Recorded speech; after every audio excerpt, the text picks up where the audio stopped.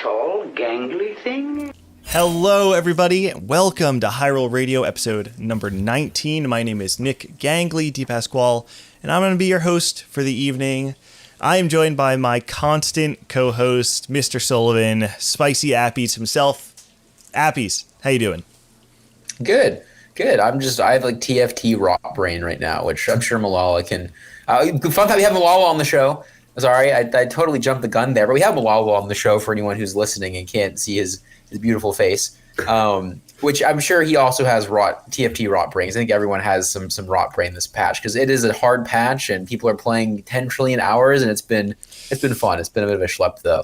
Yeah, well, let's give a proper introduction to our guest then. With us today, it's not just Appies and I. We also have the winner of the Vegas Open, the coolest TFT event to ever happen, and the coolest winner we've ever had.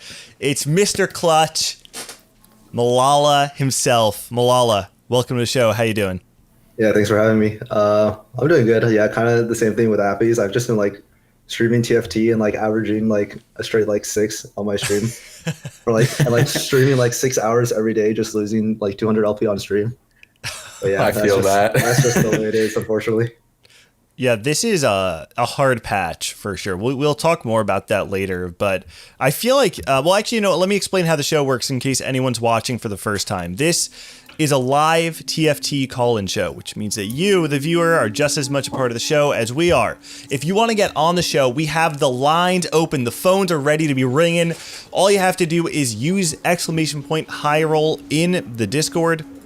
In the chat. That will give you a Discord link. That'll be my Discord. On the left-hand side, you will see the Submit Takes channel. All you have to do, if you have something you want to say, it does not need to be a super hot take or something controversial. It could be a question that you have for Appies, Milala, or myself. It could be a statement like, the Vegas event was amazing and we really need to do more of those. Or it was not as good as everyone was hyping it up to be.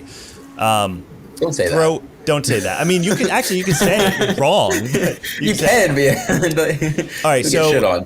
Put your take or your question discussion point in the Submit Takes channel and then immediately go into the waiting room on the left-hand side and mute yourself. Do not deafen, mute yourself so that we can bring you on the show when we're ready, and then you'll unmute and then, hang out with us there. That's pretty much the whole spiel. We typically, in the last few episodes, have been trying to align people's takes with the main things that we are talking about throughout the episode.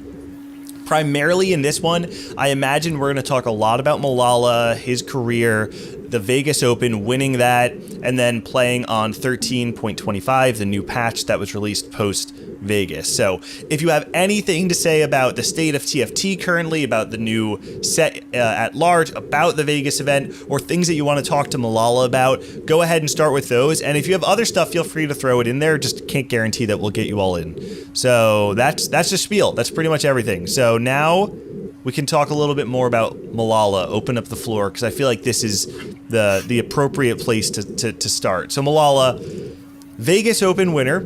If people are new to TFT, they know you as Captain Clutch, the man who never loses, has won the only TFT LAN event ever in the world.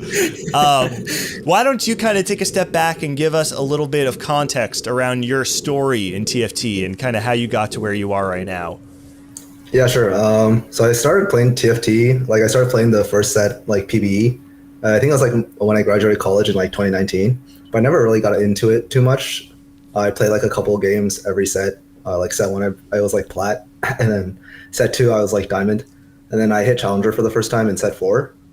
But I never really played competitively. I didn't even know that there were any tournaments until set 6.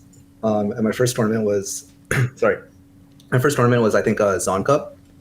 And I remember at the time, I just felt like I'm just gonna play for fun, and I was like, oh my god, my lobby's super stacked. I had Ramkev and I had GV8 in my first lobby. I'm like, it's doomed. And then I was about to get eliminated even in the first round, but then I hit TK2, which was the legendary one that ate the champions and you would get items. I hit TK2 on 3-5. Oh my goodness, what? And I just straight teleported to first place. And then I made it out to the next day where I got eliminated. And then the next tournament after that was Innovation Cup, where I made final lobby, and Appies was also in that final lobby, which was the fun one. Yeah, that was a fun You, one. me, Kevin. It was a Yeah. cool lobby. Yeah, it's like I remember like thinking in that tournament there were like four like titans and like four underdogs. It was like Appies, Goobums, I think Aniko and like Ponup, like the four really strong players in that final lobby. And like me and Kevchan were like, oh, we're like trolling. I don't know, but yeah, I feel like I came up with like a lot of the boys in like set 6. It was like Deepay, Kevchan, those guys, Ripple, and yeah, and then I had like a pretty good run going into set 7.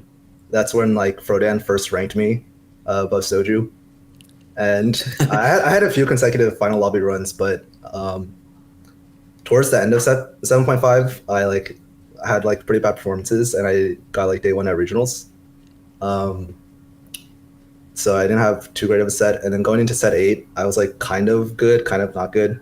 I final lobbied in Shrima Cup, but then I had like the very infamous regionals choke, where I was like day 1 and day 2 of set 8 regionals. I was like I think top 2 or top 3 both days, and then I was like pretty much guaranteed to go to Worlds on average placement, and then I scored like 15 points below set score to miss on the final day. So yeah, and looking at set 9, I did okay in set 9. I had like a pretty bad 9.5. I think 9.5 I got day 1 at Noxus, which was kind of unfortunate because I don't want to like blame anything, but if I didn't fly out for TC4, there's no way. I guarantee there's no way I missed the ladder snapshot because I was too, for sure. No, because I was legit in Philip's like 50 square foot apartment playing on my MacBook on like 300 gigs, like climbing for my life, and I was so tilted. Philip was like just over my shoulder, like, bro, I think you should take a break. I'm like, dude, shut up, I can climb. and then I missed by like 30 LP, and then I got day 1 at Natsu Cup, and then I missed regionals, and then I had to play LCQ, but like my form was so bad that like I just got day 1. And yeah, that's pretty much it.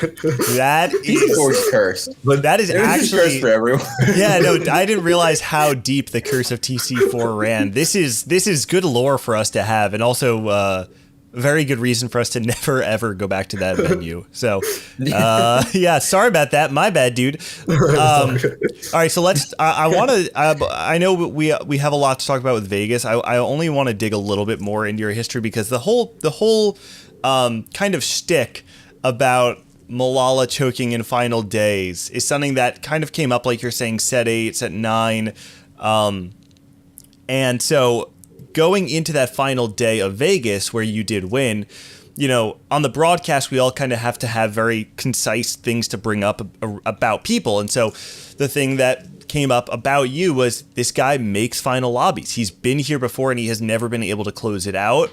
I am curious to know about pressure in general. If you feel like that does actually affect you, or if you feel like in past performances, it has been more of variance affecting your final placements.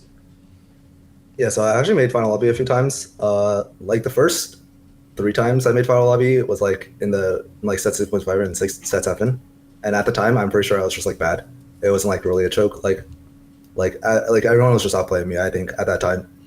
But in that final lobby in Vegas, like in the first game when I played MF, I don't know if like people know, but like I thought I was like not that I wasn't that nervous, and I thought my MF spot was like really good, and I went 6, and then I was just thinking to myself like, yeah, I'm gonna lose, and then like I was like my spot was so insane, and I just went 6 with like MF3 on 4-1. I was like, yeah, like I don't think I'm gonna win, and then as each game went on, I had no nerves because I didn't have like the expectation that I was gonna win, and like I slowly made it to check. I was like holy shit, or like oh my god, like I'm actually like there's actually a chance that I can win. And then in that last game when I decided to like play Annie, I was also once again thinking like we need to go to another game for me to win. But then I somehow won that last game. So yeah. Sully, I know we were in the crowd when Milala won, right? Yes. We were together when he was kind of in that early mid game when he chose to play around the Annie, and I know you were a huge fan of that last Yes. game. Do you want to talk about your perception of that final game in Vegas real quick?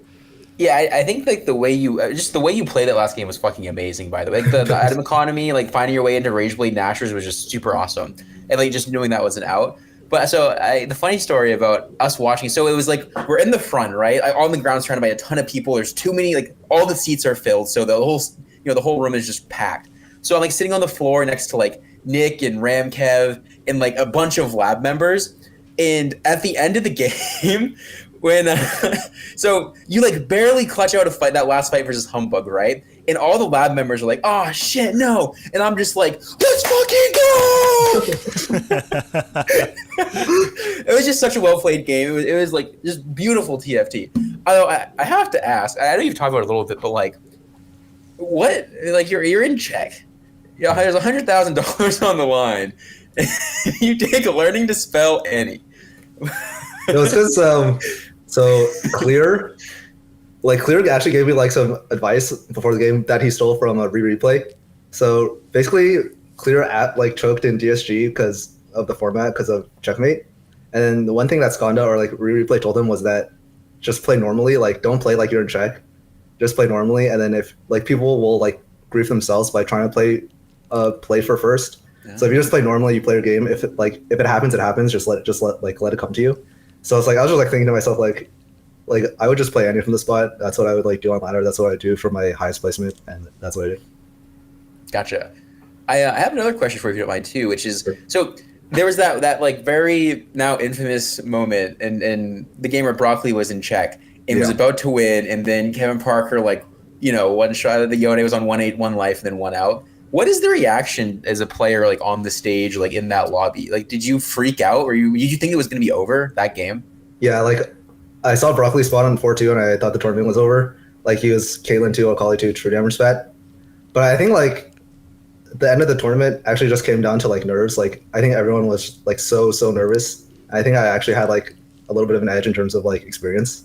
That's like probably like maybe Doubles probably has more experience than me, but I think I actually had like a little bit of an edge. But like at the end of the Broccoli game, I felt bad for Broccoli, but at the same time, it's like because like you want NA to win, but at the same time, I kind of want to win. I kind of want to win myself. So, so yeah, it's like kind of like that feeling. Yeah, Broccoli put on a performance of a lifetime that entire weekend. And I want to circle back to the Vegas Open. I didn't mean to go too far into the event itself because first I did want to just cover a little bit of news, things going on in the scene. Like we said, Milala did win the Vegas Open. That's the first thing we wanted to talk about. The second, though, is that the competitive format for North America for Set 10 has been announced. So twofold. Number one, Wisdom is no longer the production arm of Teamfight Tactics in North America. They've been replaced with GG Tech, who have been running the competitive scene for TFT over in EU. So I'm not exactly sure if that means that there's no physical location, if there's no studio that will be used for Set 10. I imagine everything's just going to be remote. I know Wisdom wasn't even really using their space all that much. But they also have announced the actual tournament structure, which is that there are a total of 3 tournaments this set. The KDA Cup in January, the Heartsteel Cup in February, and then the regional finals is at the end of February.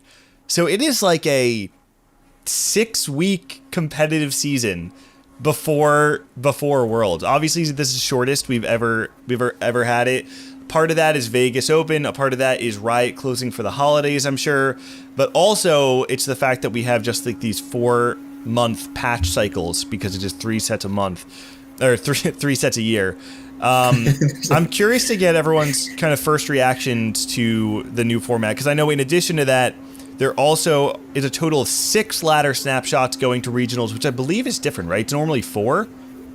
Yep. Yeah, and there's no LCQ. Yep. I think that's what and there's no LCQ. Out.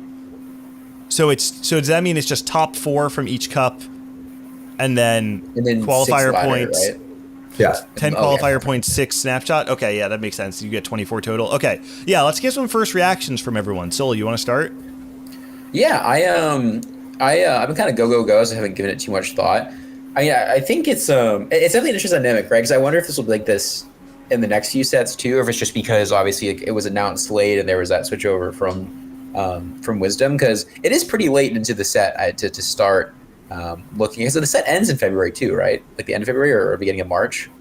So it can't end in February if there's going to be a Remix Rumble Championship. Oh yeah. Okay, so end of March, I guess, yeah. Or at least sometime in March. So it's like pretty, it's like a full month in, or like a full month and a bit into the set, which is like a little abnormal for sure. Snapshots are like a month in, I guess, which is, yeah, I think is better for what it's worth. Like I think the beginning of sets have been so hectic for so long, because it's like box boot camp mixed with like snapshots mixed with, and you just like it's kind of fucked how insane how many games you have to play at the very start of a set. So it lets people like ramp up a bit, which I think is healthier. Yeah, I kind of like it. I think that there's still the hype in the beginning of the set because of stuff like box boot camp, and obviously just people like watching new sets at the beginning, and then I think it pumps some more life into like the end of a set, or like the middle to end of a set, and that's where the competition starts, and that's where all players really start locking in and sweating out. Sorry, I had the soju cough too. Well, I was saying you had the soju cough from Vegas earlier. All right, Milala, let me hear any immediate thoughts from you on the new format. Yeah, to me, the format seems just like pretty much the same. It just you take out LCQ, and then you get 2 spots to ladder. I guess it's just like more pressure to actually make the top 32, because it seems like the day 3 buy is going to be more valuable, given that top 4 of each cup actually makes regionals, and then because like those guys will be the highest in QP, then the top 10, if you're double day 4, you'll play guaranteed regionals. Yep. Yeah, it is also interesting where, in so many sets, because we have the mid-set break, there's this thing that that happens where players will have a very strong vanilla set, like set 9.0, and then they'll fall off 9.5 because they can't dedicate the same amount of time, because it doesn't click as quickly, and it's a really fast-moving set. The interesting part about this is, even though it is faster and there's less time, the fact that we're having 2 tournaments and then regional finals is not really any different than if we had 2 tournaments and then mid-set finale, right? Which, like, you're still sending someone from mid-set finale to Worlds. We're actually just sending a few more people to Worlds from that tournament instead. So it's like, it does feel very different, but it doesn't, I don't know that it actually changes all that much. I think the most interesting part to me is the fact that there's 2 additional ladder snapshots, because there do tend to be some people who perform really well on ladder and then just like do not click in tournament. I don't have anyone off the top of my head that I can think of that would like maybe benefit from this. I actually, the person who would come to mind, they had a very strong set 9 relative to their typical tournament performances, which I would say is Casper. Before set 9, Casper is the kind of person I would say typically has very strong ladder standings, but then struggles to convert in tournament. So I imagine there are probably some other players in North America that are looking at these 2 additional ladder spots and then thinking they have an easier chance getting in. So we'll have to see. I don't know. Well, like you all said, like, it's not that different, but it's, I don't know. We'll see how the future sets play out. I feel like starting in set 11, we'll have a better idea of the new initiatives they want to bring into the game. Yeah, no LCQs might be a little sad. I think watching LCQ is always kind of hype. It's like just the top 2, and it's like, it's just kind of cool. It'll be okay though. It'll be a cool format. The LCQ players have traditionally done very well, right? Yeah. The only ones that haven't, I think, are actually set 6, where New Battle and Soju both got day 1 at regionals, which is interesting because they're arguably like the 2 players to qualify from LCQ that I think people would put the most stock in. But after that, I don't think it was arguable. Like those 2 players, it's crazy because that's like the only thing I can ever think of, like in TFT history, like there are 2 favorites and they both made it out in like a pretty commanding fashion. It was really cool. It was like a very cool tournament to watch. We'll miss that. I'll miss that. Yeah, that's true. Well, we'll see. I am expecting set 11 to start bringing some jazz in, to start switching things up. No, if you have jazz in this set. Right. All right. Anyway, that's enough of the competitive format. Let's go back to what I think everyone really wants to talk about, which is the Vegas Open. I wanted to open up the floor here because there's a lot to talk about. There's the format, there's the personal experience, there is the, like the viewership of the event, the outside looking in. And I also want to open up the floor for people to talk about their runs. But the first thing I wanted to just talk about with the 2 of you is giving a moment of time for us to kind of recount some of our favorite memories from the event. I don't know if either of you have something off the top of your head. If you don't, I can figure something out, because I also don't have something off the top of my head, but I know there's something I want to talk about. Appies, you have anything? I'll throw to Milala first. I got to think about it. You might not have. I mean, winning is obviously a major one, but yeah, I mean, outside of winning, that's probably. I mean, winning was definitely my favorite moment of Vegas. But honestly, it's just like, I think like just being surrounded by everyone in TFT, like constantly at the event, like you're sitting down, like playing your games, and then you get up and you just like see someone that you recognize and you just start talking to them. It's like, for me, that was pretty much like T-Lights and like Casper and D-Pay the entire event, and then also just like seeing all the casters and stuff. Like, I have to give like a super big shout out to Pooposaurus. I saw him at the pre-party, and then we like had a drink together, and he was like telling me that he believed in me, that he thought I was gonna win. And like I saw him every single day, and every single day I was like, dude, I'm so nervous, and he's just like, don't worry, dude, you got this, you're gonna win. And I feel like it actually like calmed me down a little bit, and even like so shout out to Pooposaurus. That's awesome. Yeah, go Boop. Boop actually made the call out of a lifetime. I think a lot of people probably would not have, not that you are not considered one of the elite, but I actually just don't think people would have pegged you as like a favorite to win the event based on some of those final day performances of the past. So go Boop. You did it. All right, Sully, you got one? Yeah, well, I was going to say that I think I can think of the Vegas, for a lot of people there probably, is just that there like really wasn't I think there was never a bad thing. Like the event itself, like maybe stuff happened outside the event, but the event itself was amazing. Like there was no, the biggest complaint is like I could hear people yapping behind me with the headphones on, right? Like that's like not really a complaint. Like every part of it was just really cool. Meeting all the people, being surrounded by people. So the thing is, like, we've all been at TC events, right? Unfortunately, in some cases. Yeah. Milala, I'm so sorry. In like a 40 person, 40, 50, 60 person event is really cool. Being surrounded by that many people who like TFT it felt very unique. And I'm sure it still will, but it like felt like something, once in a lifetime kind of thing. And then you go to Vegas, and this is, again, not to diminish TC at all, but just to say that like LAN event scale, I mean, like the scale was so different, right? Like you're not surrounded by like just a room full of people who like the same thing as you. You're surrounded by a convention hall, basically, of people who like the same thing as you. Every single person who walks by you, except for like the guy, mopping the floor in the back. Talked to a guy in the bathroom mopping the floor. He had no idea what TFT was. But pretty much everyone knows what TFT is. Everyone, is excited for the tournament. Everyone uses kind of like TFT lingo. It was so cool. And it was just that atmosphere kind of was in the entire event, right? Whether you're playing, whether you're watching, it's just everyone like just fucking loved every second of being there. Except for Sesko when he lost, because he probably didn't love that. But everything was pretty fucking cool. It was awesome. I don't know. Meeting people that I've never met in person probably was the biggest thing for me. If I was to name one thing, like I've been talking to like Wolf for a while, and I finally got to meet him. A lot of people from chat, right? I met Pal the first time. I met Noevel and GF for the first time. People who've been in my chat for years at this point. Really cool. Really, really fucking cool. So there's this thing that this realization I came to. I remember Sully, you, me, Wolf, a few people are walking out of a hotel one night. We're just talking, and I made a comment saying like, hey, I think we sometimes lose perception of how many people we actually influence. Like right now, there's 90 people watching this show. And I think to a lot of people, it's like, oh, if I make a video and it gets 90 views, that feels like a failure, right?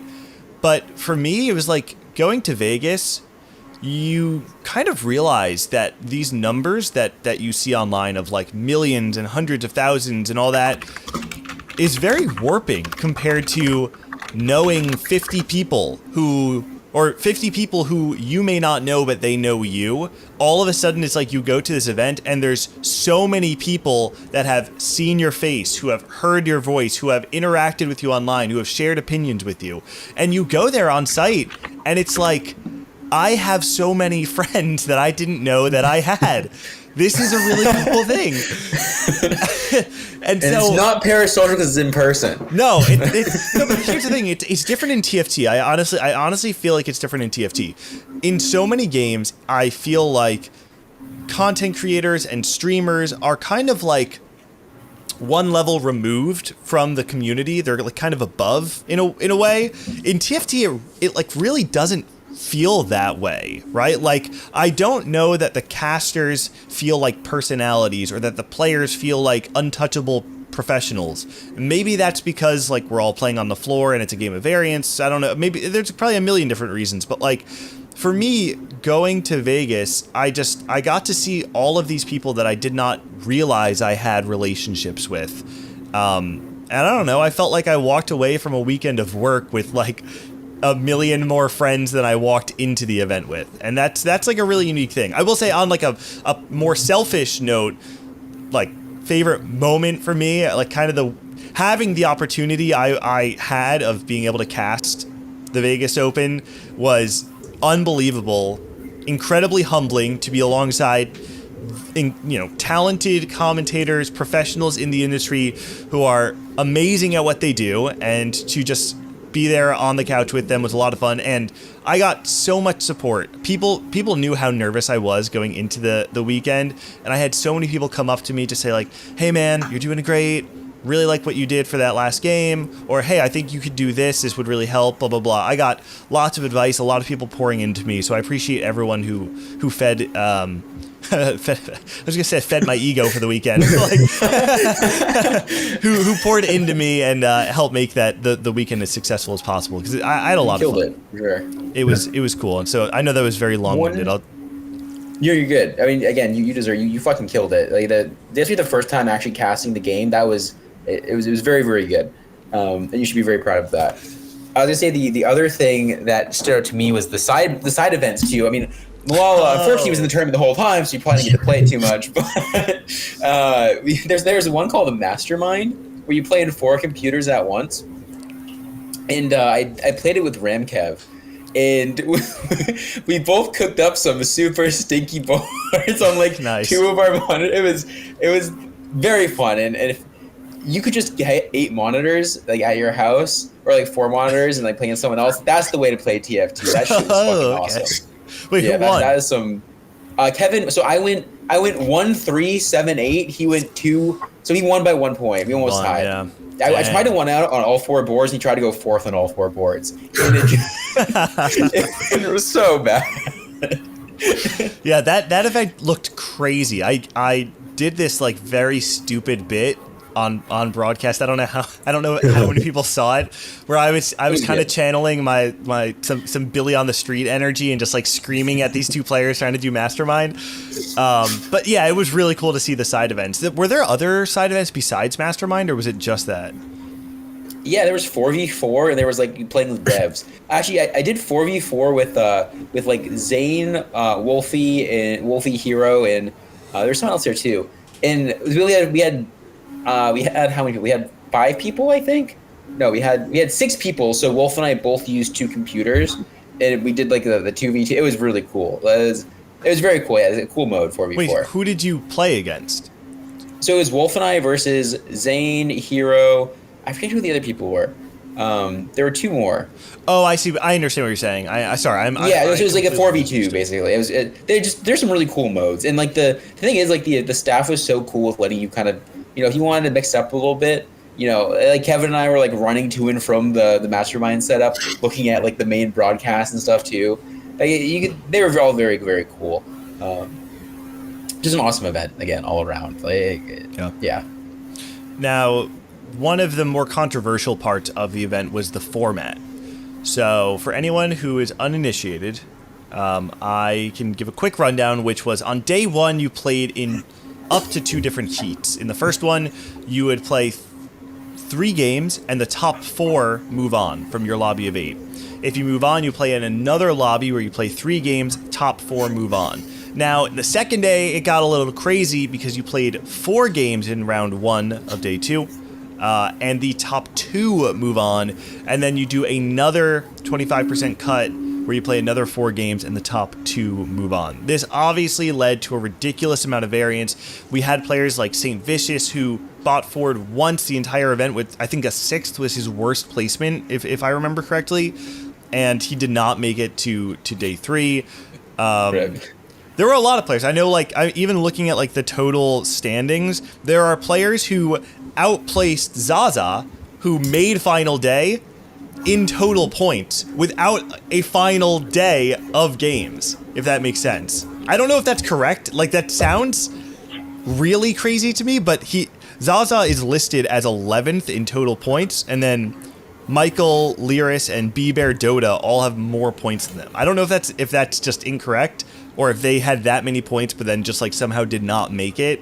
But the format obviously led to a lot of I guess strange occurrences and some unfortunate exits for players. So I want to open up the floor to you guys, and also I want to just say this is probably a good time if you have a take about the format of the event to put it in Discord. You can find it at !high roll. Put in some takes if you want to come on the show while we're talking about format. Milala, I want to open up the floor to you first. Do you want to give me your opinion on the format of the Vegas Open?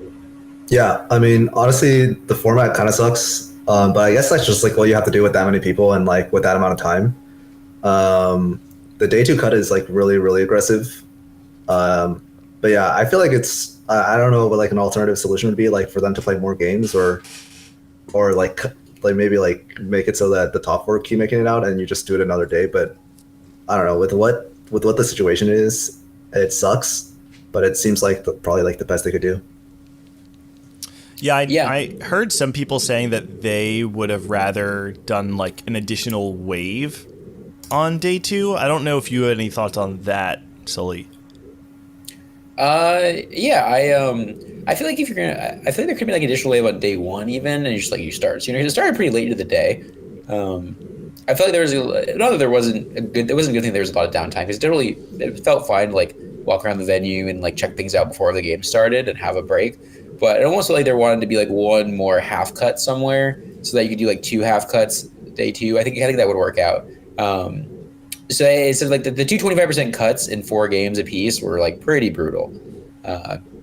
Like very, if you went 8th, you felt like total, like the dooms just set it immediately on day 2, which is not the best feeling in the world. To be playing like because not that you should do this in a tournament anyways, but like you can kind of check out often. If you go 8th in a tournament, you're like, maybe I'll just check out for a bit. Not that I do that, but but it's like you kind of want to be locked in still, and it can get a little. Yeah, I don't know. The 25% cut is definitely brutal. And some way to avoid like 2 25% cuts the same day would be cool, but there might always just have to be a 25% cut, at least one somewhere. In like a tournament that big, the fact is that it's a game with variance, and it's a 1 weekend, and you gotta make do with it you can get. Yeah, the hard part about it is like if you fix one problem, then other problems just kind of arise, right? So like for instance, if you make it so that points carry over or that you play more games, then you suddenly run into an issue where like if you're still doing this top 25% cut, there's like a period in time where players going into the last 2 games are playing for nothing, or like the last 3 games even, depending on how many points carry over. Like I think there's always going to be some point where a player in the tournament or X number of players in the tournament are playing for just prize money and not for advancement, which I will say I actually feel like they did a pretty good job where they had top 2 moves on to the next round, but the payment threshold was top 4.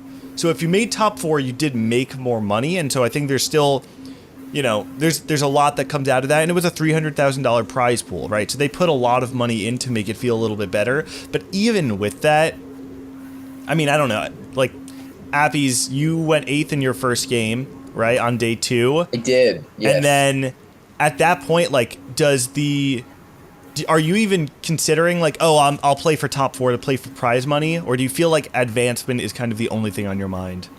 No, for sure. I mean, the interesting thing with 25% cut too, though, is that like with how lobby dynamics work out, you can actually still go 8th and make it out without going 1-1-1 even. Like my lobby dynamic was really awkward in that I went like 8-6 and I like 8-6-3, and if I go first the last game, there's like a non-zero chance of me actually getting to the second wave, which is like super fucking weird. But then there were some lobbies. It was like an 18-point threshold or something in my lobby because everyone was so close, except for like the very top. And then some lobbies were like a 22-point cut. So it was like it definitely leaves a lot of room to be all over the place. I definitely will say that even going 8th game 1, it goes a little doomed, obviously, but I was thinking a little bit about just like I want to get more money first off, so I'm going to keep playing well. But also like you never know how lobby's going to pan out, so like you can still get out. So it's not like terrible. If you go like 8-8, that's when I guess you really just you check out for sure. But also no, like, if you I go think 8-8, like there's no solve for that, right? Like no, there shouldn't be a solve. If you go 8-8, you should feel like shit. Even, not like maybe you played well, you went 8-8, but you probably didn't because you went 8-8. So feeling like shit in that situation probably isn't like the game's fault or the tournament's fault. I mean, you just went 8-8, man. So yeah, no, I think for what it was, I think the tournament was set up pretty well. You gotta imagine some people more qualified than at least me, thought on the format and came up with what it was. Yeah, I wouldn't be surprised if in the future they do switch it up.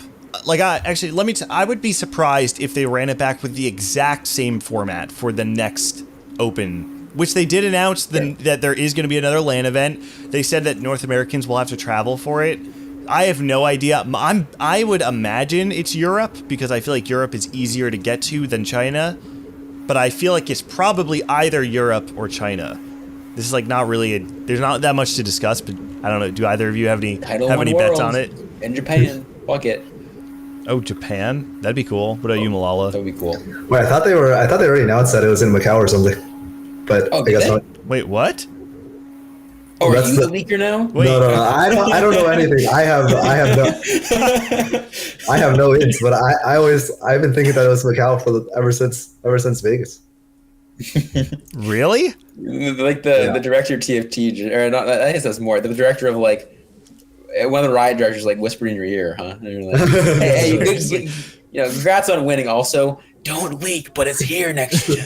Yeah. I see it. I feel it. Yeah, when they handed him the check. Hey, how did it feel holding a giant check, by the way? It's in the back of the screen, too. I don't know if you noticed, Nick. Oh, I did. Oh, my gosh, there it is. It's my only, so fucking cool. That's my only decoration, and then I'll put like the belt somewhere else, too. How did you get that home? They shipped it to me. It's like it was uncarryable. It's like it just hangs over my bed frame. That's so sick. That's so sick. Oh my gosh. Okay. Anyway, we talk a little bit about forum. Oh, actually, one thing I did want to talk about, and I hope this does not come off as flame, Milala, but I wanted to just acknowledge the fact that Milala won the Vegas Open while being 5th overall in points, which is the unique part of Checkmate. And also, though, I feel like this is kind of a cool moment to just celebrate players like Broccoli, who ended the tournament with an 8-point gap over second place, despite not winning the event.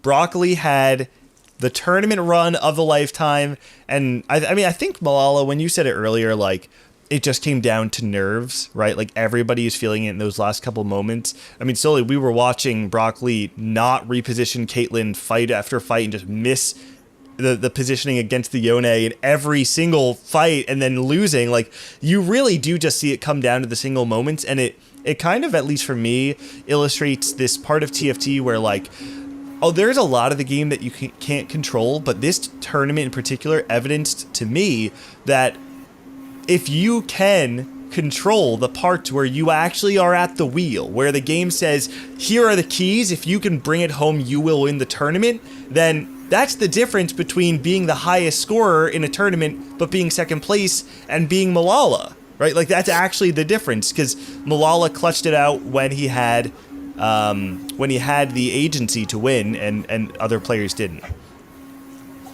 Yeah, Milala is a little biased because he won the tournament, but I think it's like a really good format. I think Checkmate's actually really good for this kind of event.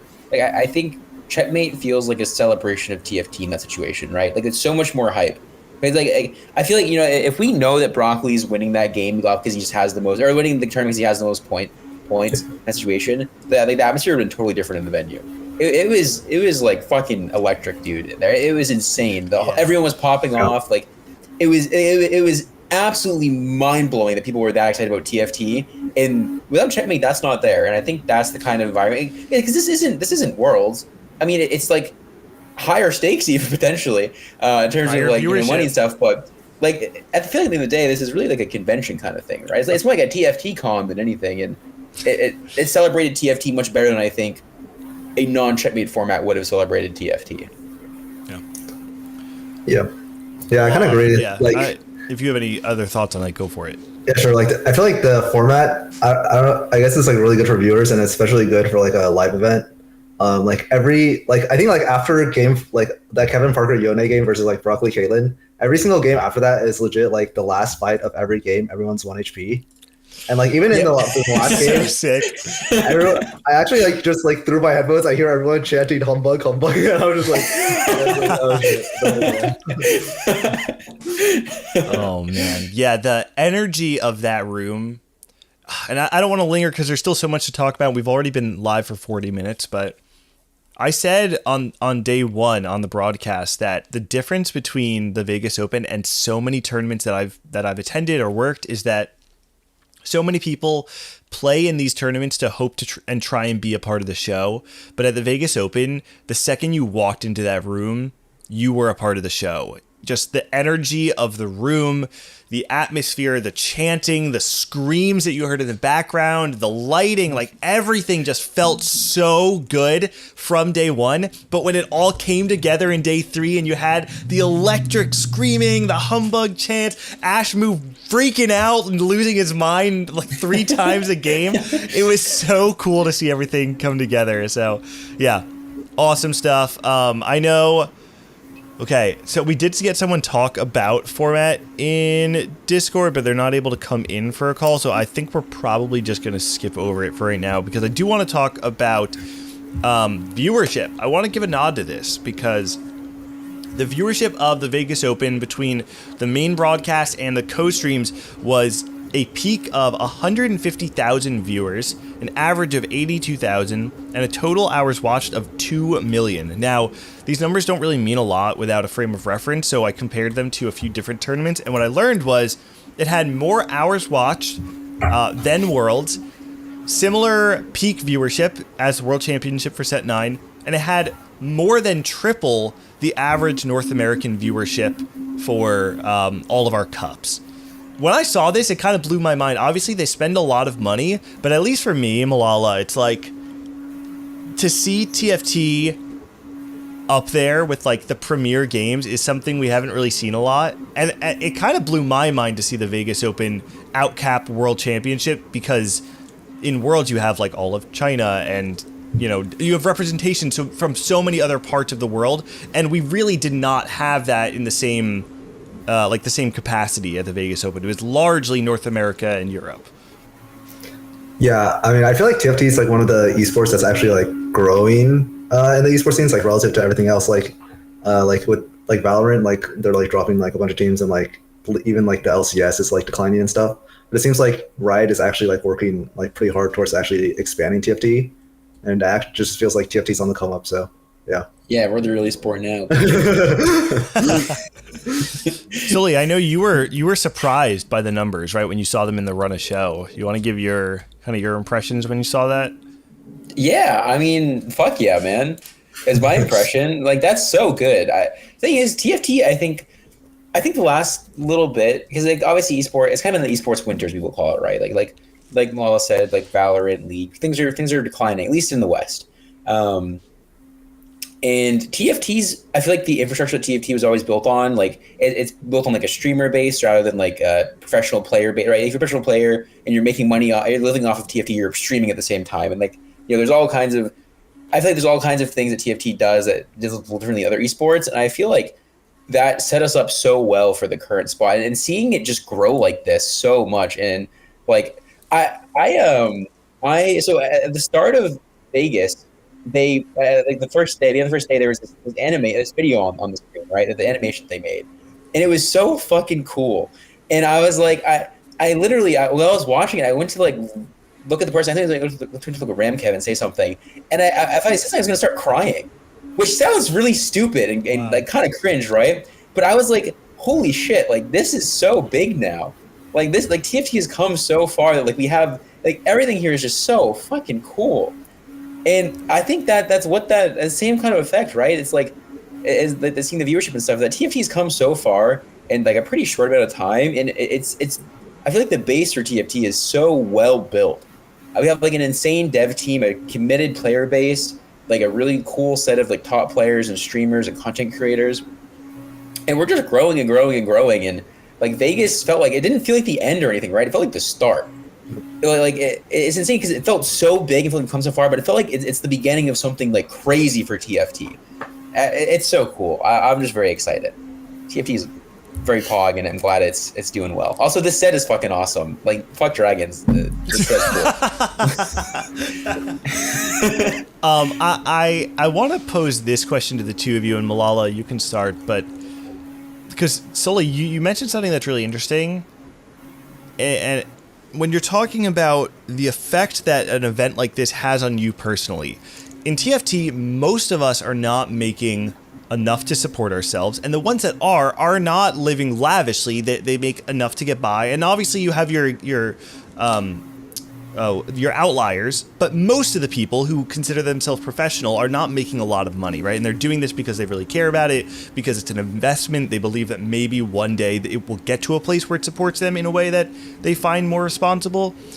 Did going to an event like this, and I this kind of needs to be a caveat here of like, one, do you see yourself in a place where you are committed long term to competing in TFT for a longer period of time? And two, how did this event affect the way you see your place in TFT, Milala?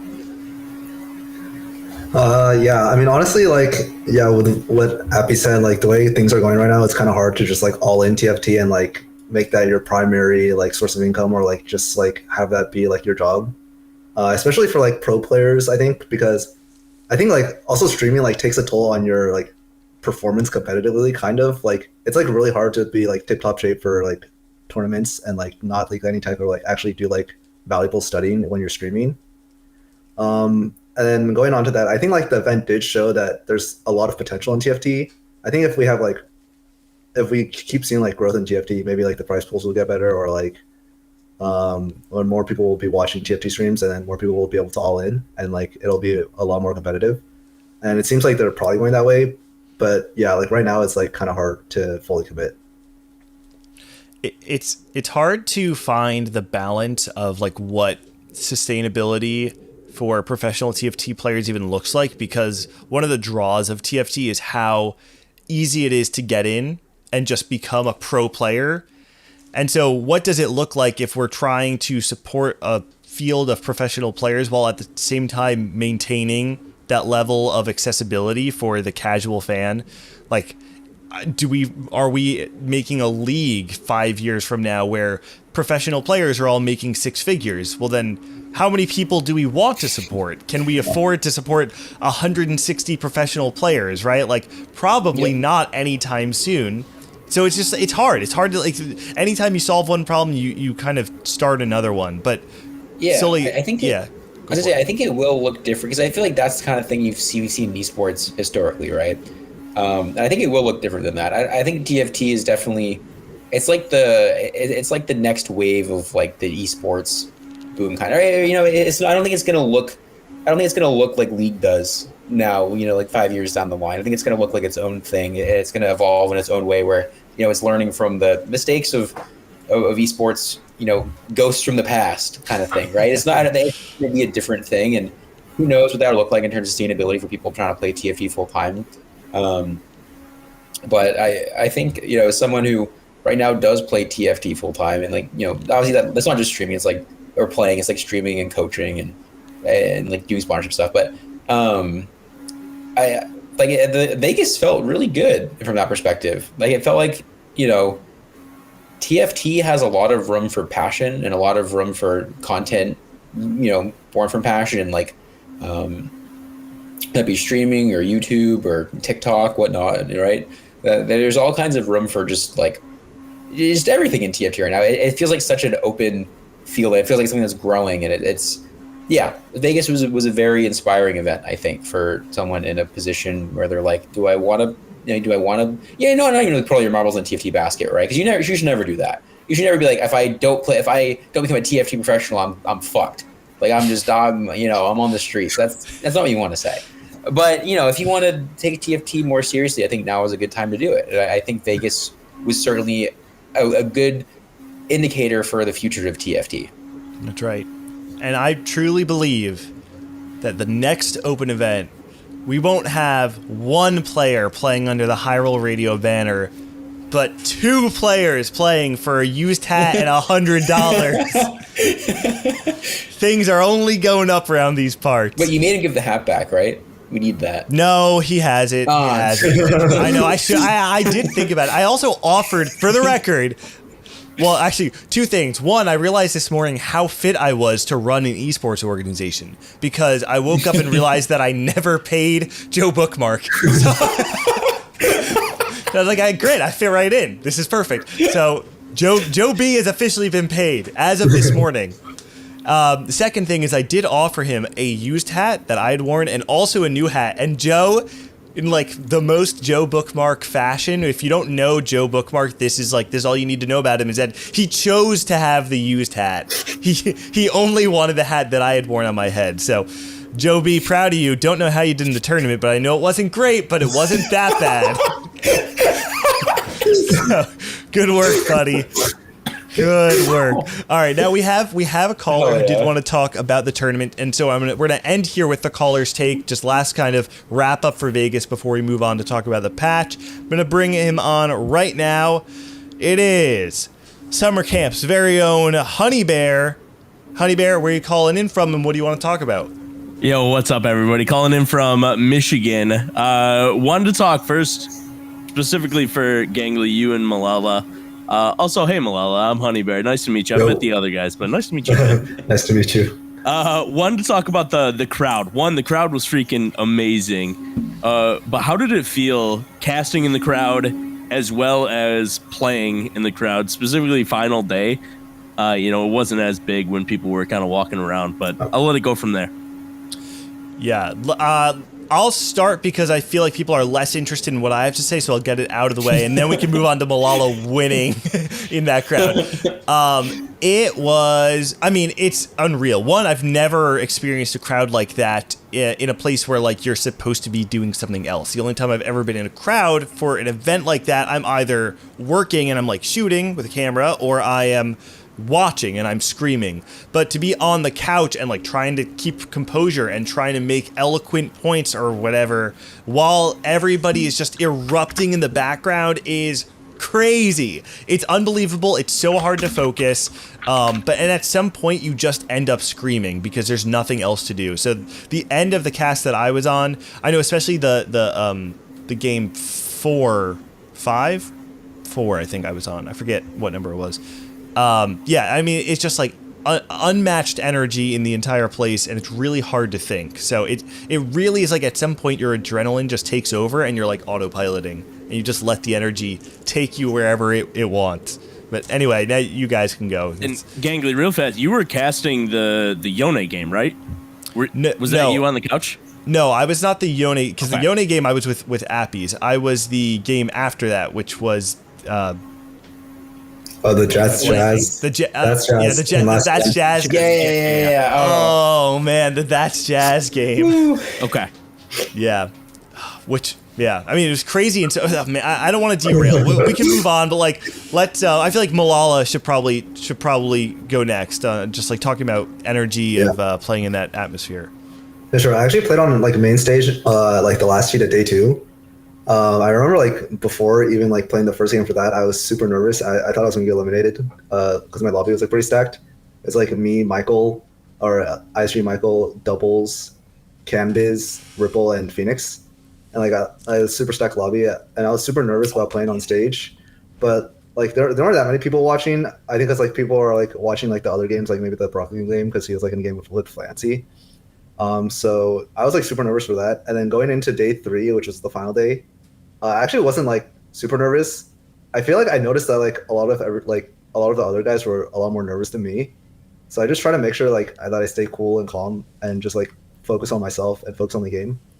Especially like after I was like playing bad the first few games, I was just thinking to myself that, like going like 6 at Vegas isn't bad. It's just like making sure I like stay relaxed, and it's never over until it's actually over. And then at the end, the crowd was just like amazing. Like when I actually won, so it's like, yeah, I was like super hyped. Yeah, on top of that, I know they have like noise canceling, but did it distract you at all? Kind of the second point I wanted to make, or question I wanted to have. Did it distract you at all with all the humbug chants? Because that was loud.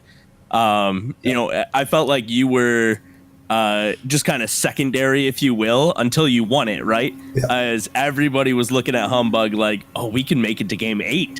Like, we can keep this thing going. But how did that make you feel? Like, did it feel like you had just conquered a mountain at that time, or?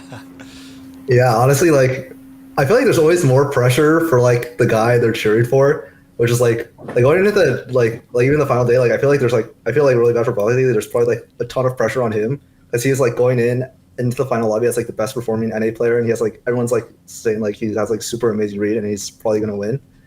And like going into that last fight where it's like I lost the fight before and then everyone's like cheering for humbug. I kind of like knew in my head that like he probably wouldn't like change his positioning that much because like he's like everyone's like so nervous, right? It's like you actually don't even think that much. And then so I try to use that to my advantage and just like position. So it's like I just tried staying cool, calm, and then until like the very end when like everything finally hit me that I was actually gonna win. You got his ass. Yeah, did Humbug go 8-8-7-1? Was that his scoreline?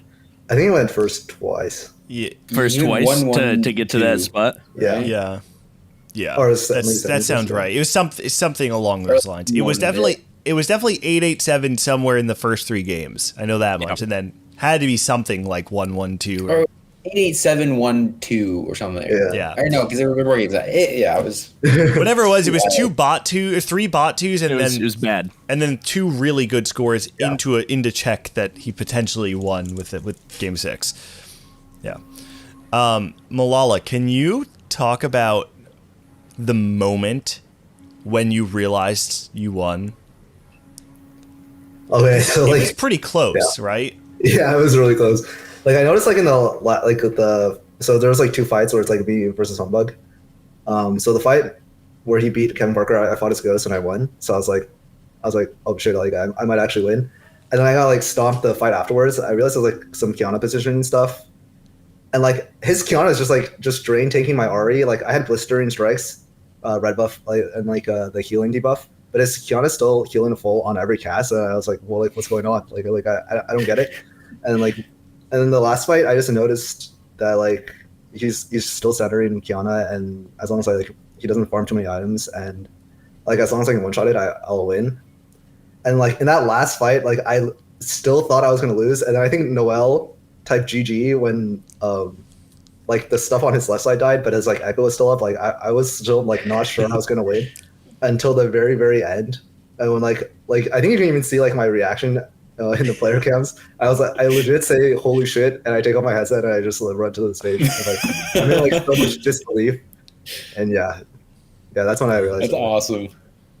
Yeah, what a magical ending to the tournament. I love that it came down to such a close fight too, because in TFT there are times where you know the fight is over the second you spawn in and see the positioning. The fact that it was like back to back and it's back and forth, you win, you lose, you reposition, it's a puzzle, and like it actually feels like the agency of the person is what won the tournament. That was really, really cool to see. It's like a fairy tale day 3. It really is. Like if there was any day 3 to have like the biggest TFT tournament of all time to show people the future of TFT could be, it was that day 3. And especially like even like winning it with like an off meta thing. Or like, not that there's like there's a meta, but like a cool like combi play like 1 in 10, 1 in 100 games, whatever, right? It's just super cool. Yeah. It's super cool. I think that was cool for TFT lovers and casual players all the same. Because the try-hard challenger players are looking at that like, holy crap, he won with this? Are you kidding me? And then the hype from the casters was, just bringing it over the top as well.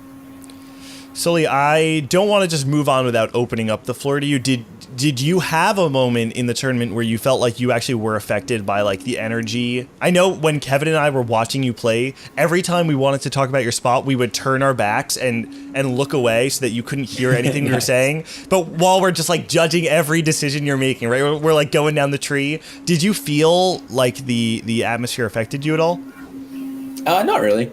No, I there the only one I was like ever surprised by was there's one moment like game, or I think in the like the second wave of or second heat of day one, I like turned around and expected just because like Jim Raymond watched me every game and like Wolo, and I turned around and it was just like a bunch of people I had no idea who they were. And I was like, I thought this story was going to be that you turned around and realized you were helplessly alone, that everybody had left you. No, I mean, this was actually day two. Because it was day two, because it was when I was in the, day one I played in like the stream setups, both heats, and the second day I played in the other ones, and I turned around, there was like a bunch of people that I had no idea who the fuck they were, and I was like about to turn around and start bitching about something. I was like, man, I really needed that something. And then I turned around and started talking, and it's just no one I know. Right. And they're like, yeah. But no, there was nothing. The TC forged us in fire, all of us. TC forged all of us in fire. Yep. Absolutely. You're forged in fire for sure. All right. Anyway, Honey Bear, that's gonna do it for this take. But thanks so much for calling in. Is there anything you want to shout out before you go? Yeah, thanks so much, guys. Shout out to the summer camp guys. It was amazing. We got to sit in the front row. Malala, if you saw the idiots in the front row cheering at you, that was us. So thanks so much for putting on a good show. And GANGLY'S Spices, thanks for having me. And also, real quick, shout out to Honey Bear for, if you were here for the pre-show, you know, but Honey Bear made a Pokemon card of me, of a bunch of people. I'm just one. I'm one of many, but the coolest TFT gift I've ever been given. It has like my highest LP. It has different abilities. It has my little legend. Extremely thoughtful gift. Honey Bear is the GOAT. Summer camp is less the GOAT. Yeah, I understand. I love summer camp. I don't have the time to go down the rabbit hole of this bit. Summer camp is great. Shout out to all of them. Honey Bear, we'll catch you later. Thanks for the call. Thanks so much, guys. All right. All right. So I know we're already past 9 o'clock, and I know Appies, you can't even say that late. Do you have time to talk about the new patch at all? Yeah, I can stay a little bit longer. We have a call waiting too, where we can talk about the new patch. But just to give a quick rundown, we're now on patch 13.24B or 13.25. I don't know why they're using two different names for the same patch, but they are. Either of them are fine, apparently. Because it was planned, and then like.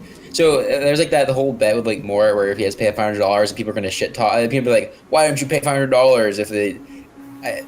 It's like a planned patch. It's a not on the normal schedule, but it was like a planned thing. So I think they just. I see. Anyways. That's what I saw. Well, anyway, there were actually quite a few changes. I don't know if either of you want to give like a very concise rundown. The most important things I think that were changes though were that the fast 9 meta of the previous patch has been toned down. Playing around level 9 is still the way to cap out your board, like it kind of always is in TFT, but level 8 is being played significantly more frequently, largely for a few different buffs that came in, but also the headliner odds of level 9 were dropped from 10% for a 5-cost headliner down to 2%.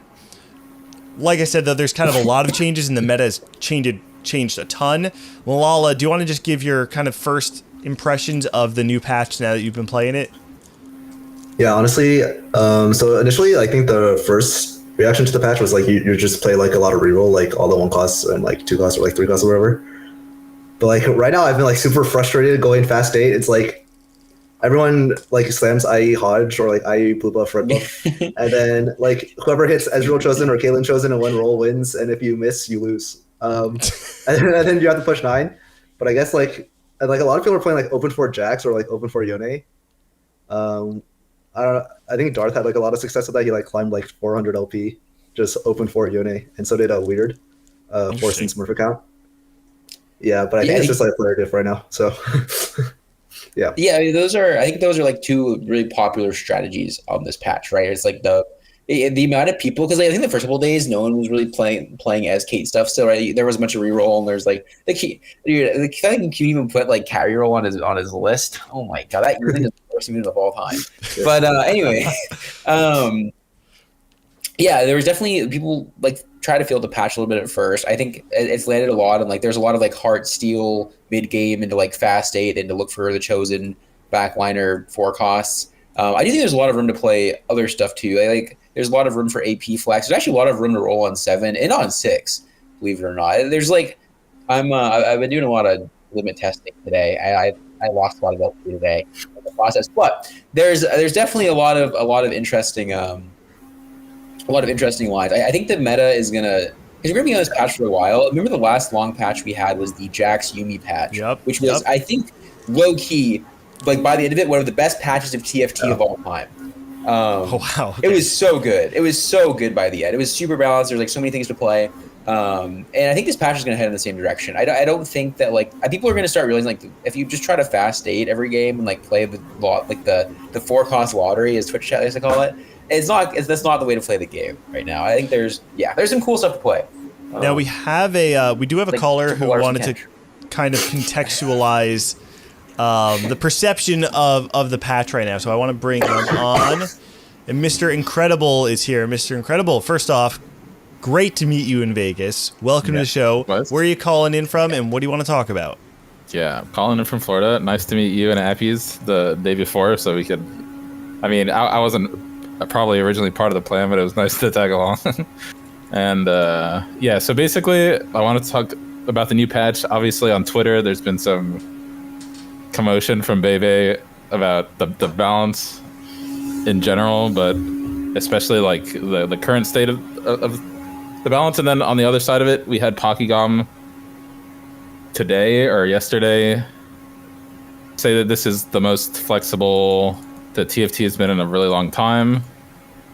And I just wanted to know where y'all's views land in that spectrum. If you like the current state of balance, or if you are also a doomer like Bebe. Personally. Wait, say it again. It's good. Yeah, you think it's good? Yeah, I think it's good too. Milala, it sounds like you're less on the enjoyment train right now of the patch. Is that correct? Well, the thing is, I actually agree with Appies, like with the Jax Yumi patch in like set 8. I think that patch was actually like really good. It just takes like a long time for people to like figure out that you can't just be playing like the OP shit every game. Yeah, you just play Jax Yumi on the Jax Yumi patch. Until you're good at the game, you're just like bad that you can't play the OP stuff. So yeah, that's pretty much what I feel that. Because like the Jax Yumi patch, like Samira was really good and Talia was really good, but like no one was just playing it because they're just hard forcing like Jax Yumi every game. And it's probably a similar situation on this patch. It's just like people are just not good enough right now. I saw a take on Twitter, and maybe someone here can recall who it was. Somebody said something along the lines of, oh, maybe this is the Pocky tweet actually. Something along the lines of like the patch right now is the closest people have been. Is the closest to the flex play people have been describing in a long time. Was that the Pocky? Yeah, that was the Pocky tweet. Okay, yeah. So just to let me give that context for anyone who's listening right now and is not familiar. So the difference that between flex play of previous sets and what has kind of happened in like the last couple, I would say maybe like 7 through 9, is that flex play used to be defined as you can play a series of lines and outs fluidly throughout the game and are not locked into one line until you are really min-maxing at the very end, where you still have like certain optimizations, versus flex play in the last 3 sets has been primarily when the game loads in, there are a lot of lines. But by the end of stage 2, you really have to be locked into what you're playing and then pilot it well. So personally, I feel like, and actually, I feel like the best evidence of why I feel this way is the fact that I've been doing like TikTok content. I did that throughout the weekend at Vegas. I think this is the most flexible and the healthiest game, stage to stage, that we've had in a very long time. I think the evidence for that though is primarily like we don't have cookie cutter copy and paste builds. I actually find it very difficult to make casual guides for it, which is what a lot of my TikTok content has been in the past. It's actually very hard to make casual friendly guides for this set because there's actually just a lot of critical thinking. And like, yeah, it does come down to like you can slam IE, red buff, blue buff, and pray you hit Ezreal. But I also feel like even with that, there is fluidity and skill expression in building level 8 boards around the headliner that you're offered, or being able to ladder from one headliner to another on your roll down that offers way more skill expression than we've ever seen before.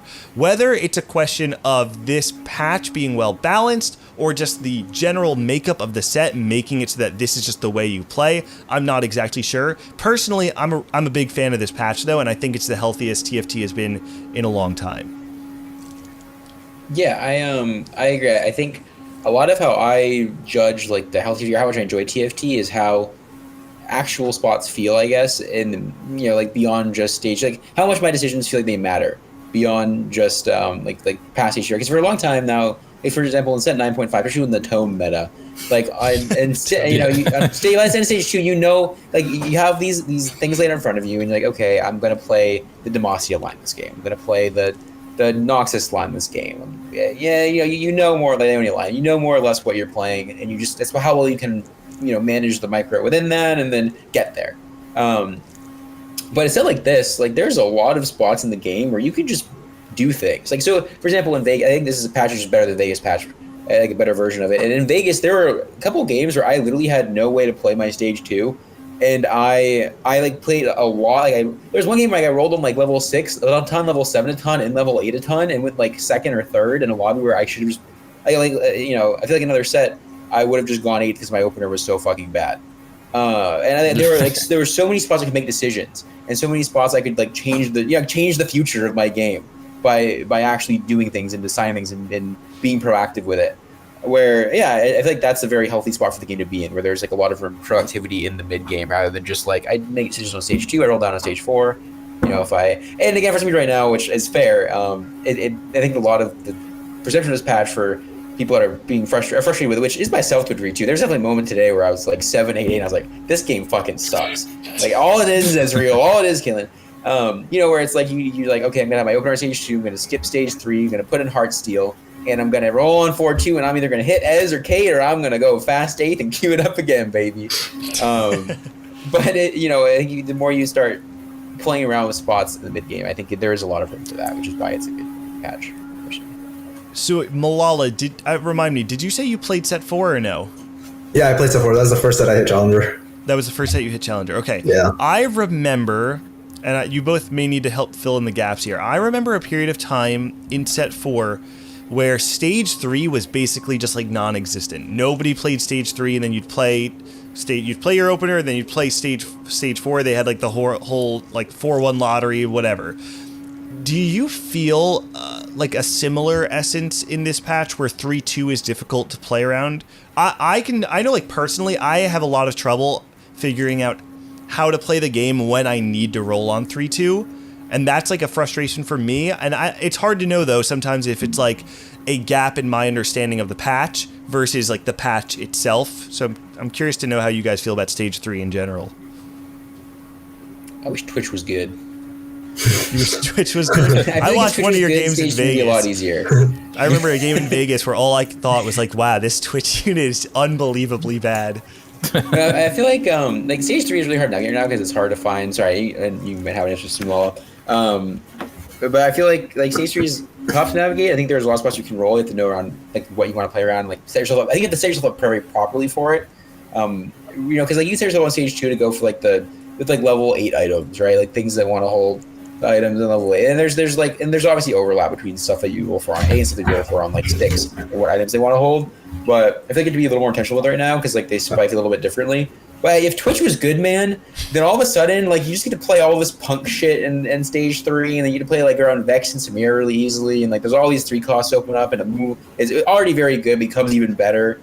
Maybe it's a problem. But there's just, like, a lot of things you can play very easily, I feel like, if Twitch is good. So, basically, it's a good patch, but Twitch needs a buff. Yeah, I mean, I feel like a lot of the set, right, is just like knowing when to sell your chosen and like when you should roll for a better one.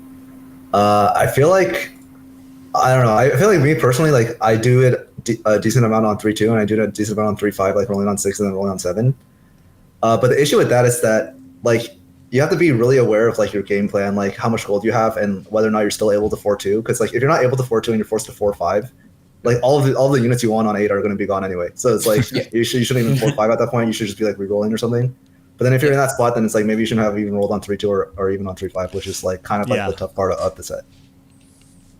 There's a lot of butterfly effect this set, where it's like you're like shitty decision on 2-1, it just bones your 4-2, and you're like, man, my world now was so bad. like what went wrong in stage 3 where this happened? But it was actually just you like buying your chosen pantheon on 2-2. Right. Mr. Incredible, I don't know if you have any follow-up thoughts before we transition out. Yeah, I mean, I was one game off Challenger before the patch, and then I ran it down to 0 LP, so obviously I didn't have the best time. But I'm back up a couple hundred, so, I'm figuring it out. I've had similar experiences to what has been described, blue buff, red buff, IE slam, hope you hit. Unga bunga, quick, red buff. Yeah, I don't know. Red buff probably just needs a bit of a nerf. But other than that, I don't know. Yeah. It's so hard to slam bow items right now. Just because the item feels so strong. But other than that, I feel like, generally the patch is good. And I think the launch patch was also, I mean, other than obviously how strong Fast 9 was, like for a launch patch was really good. So I think for how early it is in the set, that it should end up in a really, really good spot. So, yeah. Yeah, I 100% agree with your last point there. For how early it is in the set, it really does feel like we don't deserve for the game to be as good as it is right now. When you think about the state of TFT in its, which I guess this is technically the third patch, but it's like essentially the second, because it was like launch patch, small patch, small patch. So yeah, TFT is honestly, for how early it is, in a great spot. I'm feeling good about the trajectory of set 10. So, Mr. Incredible, that's going to do it. Is there anything you want to shout out before you go? No, just shout out anyone I met at Vegas. It was really a fun time, even as a spectator. And hopefully, I am playing the game when when they drop the passes next time, so that I can actually get a pass. All right, Godspeed. Godspeed to you, Mr. Incredible. We'll catch you later. All right, peace out. Yep. All right, now, it's 9:20. It's been about an hour 20, so it's time to start wrapping it up. This has been an amazing episode so far. And honestly, I feel like we could have talked so much more about everything that we talked about. We spent like an hour just talking about Vegas, and I still feel like we didn't even get to touch everything that I wanted to touch on. But before we go to some closing thoughts, I have some news that I want to announce here on Hyrule Radio. I talked before about a new project that I had started, and it is finally ready to launch. This, to be honest, has been a pretty quick turnaround, and it's something that I spoke to a friend about and had an idea for maybe 2 weeks ago while I was doing all my prep for Vegas. And then after Vegas, I sat down one day and I was like, you know what, let's just make it happen. So right now I am very excited to announce the release of the official, unofficial newsletter of Teamfight Tactics, the Hyper Roll. Now, what this is a curated content newsletter. What I mean by that is, actually, you know what, maybe the best way to sell this is to try and help you understand what the problem was. I believe in TFT, there's a very unique problem between the casual fan base, which is large, the casual fan base who wants to improve, which is huge, and the competitive TFT community, which is, by comparison, significantly smaller. With the kind of content that I've made historically, I tend to reach both of these audiences, but I've always had a hard time bridging that gap. I believe that making a newsletter that has Shark Tank. a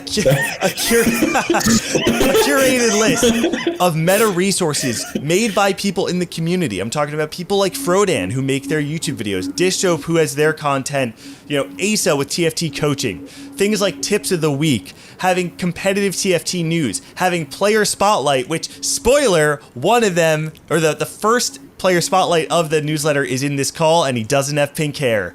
Things like, and it goes way Gangly TFT. It's me. Yeah, that's right. No, but so this is a newsletter for TFT that I have been working on very closely with CLE, who's in chat right now, and SPICYAPPIES is also a contributor in the first issue, and I'm expecting him to be kind of a long-term contributor as well. If you want to join the newsletter. It'll be one email every patch. That's it. I'm not asking for a lot. I'm asking for you to open one email every patch, and the first one is launching tomorrow. It's free. It's completely free. Just do it. Exactly. You lose nothing from doing it. If you want to join, all you have to do is go to hyperroll.beehiiv.com. That is hyperroll.beehiiv.com. The link's going to be in the description. If you're watching on Twitch right now, the link is in chat. All you have to do, go in, put your email. I'm not selling your information. I'm not doing anything else with it. I'm sending you one email every 2 weeks. So you've got nothing to lose. Just do it. And it's just the beginning. We've got some really cool stuff in store. So excited to finally announce this. And yeah, we got a little TFT newspaper going on. It's getting so cool. It's what TFT needs too. Again, you're right. It's so hard to keep up with the game if you're doing it like casually. It's like so hard to know what the hell's going on if you're not playing like 10 hours of TFT. You're like 5 or 6 hours of TFT a day. It really is. The meta just changes immediately. Especially when a patch switches over. Like you were grinding last week when you had COVID, and then you messaged me after, like a couple days after, saying, "Wait a second, there was a B patch." I didn't even know. didn't realize the patch switched over. You were trying to fast 9, look for there's little emerald gremlins were pulling me down as I'm trying to fast 9 every game. It was horrible. Those cretins. I mean, and that's a very fair thing to not know, though, right? Like, if you don't keep up with a lot of TFT very religiously, then like this is the kind of stuff that a newsletter is very helpful for. So you can just look in your email and say, like, oh, that changed. Here's like what the meta might look like a little bit, and there you go. Perfect. And can I just say, I'm up like 200 LP since starting the newsletter just a few days ago. So if nothing else, I am the evidence. If I can do it, literally anybody can do it. So this is your opportunity. Go ahead, subscribe to the newsletter. It's going to come out every patch. The plan is to do it on the second week of each patch so that we have time for it to develop and give you information to climb in that full week. Leading up to the next patch change. So again, the link is hyperroll.beehiiv.com. The link is in the description. It's also in Twitch chat, and it's going to be all over socials. We also have a referral program too. So if you share the newsletter with your friend, you can earn things like a Discord role, the TC4 sticker pack, or maybe even coaching from SPICYAPPIES, which he doesn't know about, but this is literally me breaking the news. Yeah. This is an official reward, though. We'll figure out the details later. Technically, you can pick your coach, but I imagine people are probably not picking me. Or maybe they are. I'm picking you. That's right. That's right. Anyway, that's. I won't take up any more time. We can move into our introductions. I didn't mean to take like a 10-minute segment on the newsletter. But Appies, I'm going to give you the floor first. Anything you want to talk about, shout out while you have the floor? No, I just shout out to Milala for coming on and for winning Vegas in a really cool fashion and making TFT look awesome. Because people are going to look to Vegas for a long time and for like the potential of TFT as a game. And you did a great job representing it. So let's monk and go. You're a beast. Absolute monster. Yeah. All right, Milala, anything you want to say or shout out? Yeah, just shout out you guys. Just for having me. I feel like I had a really fun time on the show. Yeah, that's nice. Yeah. I just love talking about TFT. Love hanging out with I think the entire Vegas event was just like super fun, just like being around everyone that like likes TFT, just like what Appy said before. It's just like it's an amazing event. Yeah. Yeah. Also, shout out to Milala for sponsoring a player at Vegas. Shout out to Philip, my dark horse pick from Tri-State. I saw it with the Lala Philip tag, and I was like, "What is Lala?" The story behind that is like, okay, so everyone's getting signed to DSG, and we're just like sitting in our Discord server, like, all right, guys, we gotta take down DSG. It's like I'm gonna sign Wajan Iverson, I'm gonna sign Basso, I'm gonna sign Philip, and then Philip goes to his like dashboard and just changes his name, and he's like, oh, I can't change it anymore. Oh, wait, really? So basically, my offer was like, I'll give you $50 if you put Lala in your name. But I just ended up paying for like a bunch of stuff at Vegas, so it's like whatever. That's so sick, actually. What a beautiful piece of TFT lore. I'm so glad we have that. All right. Nice word for sure. Last shout outs before we go. I want to give a quick shout out to a couple things. Riot has kind of like sent me a ton of gifts lately. It's very nice, but I do feel like a little bit like a Riot shill, but I want to thank them because they gave me this sick bomber jacket at Vegas for being one of the commentators. I think they gave them to some other people as well. They also just sent me a little holiday bundle where they gave me this cute little mug with Nunu and That's so cute. I don't know who else is on there. That's can't a Jet tell. from Valorant. It's It's Jet from Val. I don't even know who. I've never played Valorant. I don't know who the but left is. But then there's Pengu. Pengu's in there some over there. Yeah. So sorry, podcast. Wait, isn't the listeners. left just the kid on Nunu? Oh, is that who that is? It's Willump. Oh wait, is Nunu the beast or the kid? Or wait, no, I think Nunu's the kid. Yeah, I think Willump. Yeah, I think you're right. Anyway, sorry. Yes. Something like that. You're welcome, podcast listeners, for the engaging auditory content as you're just watching me, listen to me rub a mug in front of my camera. Made from Overwatch, someone says. That's who it is. So yeah, shout out to Riot. They gave me these socks too. Whoa, that's for the patrons, bro. You're right. So anyway, and again, I want to circle back and just say thank you to everyone in Vegas who came up, introduced yourself. I asked so many people to repeat their names so many times. Shout out to Crazy Pete, who I think I asked like 4 times what their name was. And so shout out to all of you. So TFT is amazing, and it's so special to be able to come together in Vegas on the podcast, on socials, on Discord, everything. So thank you all for just making this community so cool. That's really all I got. Subscribe to the newsletter though, because I'm telling you, it's gonna be a hit, and you're gonna want these rewards. Come on. And tomorrow morning, To the next level. we're gonna wake up and Sully has to someone redeems like 4 coaching sessions. Surely nobody shares the newsletter that much, right? I think it's like 25 email referrals. That sounds like a lot though, right? Actually, I don't know. It doesn't. Is that a lot? Probably. Maybe I should change that number. Maybe I should change it. Anyway, thank you everyone for all your support on Hyrule Radio. This has been episode number 19. That's going to do it for us. Make sure to follow all of us on social. If you're watching the VOD on YouTube or on Twitch, you can see our socials here. Make sure to follow Hyrule Radio on Twitter. And that's going to do it. So thank you, everybody, for once again tuning in. And we will catch you next time. Not exactly sure when episode 20 is going to be. My guess is probably sometime around snapshots in the new year. So it's tomorrow. So stay tuned, everybody. Keep an eye out for more information on the next Hyrule Radio episode. And don't go anywhere, because I think if you're watching Twitch right now, Milala is going to be streaming a little bit of TFT after this. So that's gonna do it for us here at Hyrule Radio. We'll catch you next time. Peace.